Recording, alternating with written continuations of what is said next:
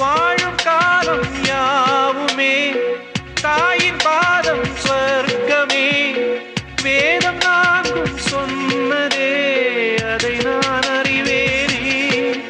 அம்மா என்னும் மந்திரமே அகிலம் யாவும் ஆழ்கிறதே. ஆராரிராரோ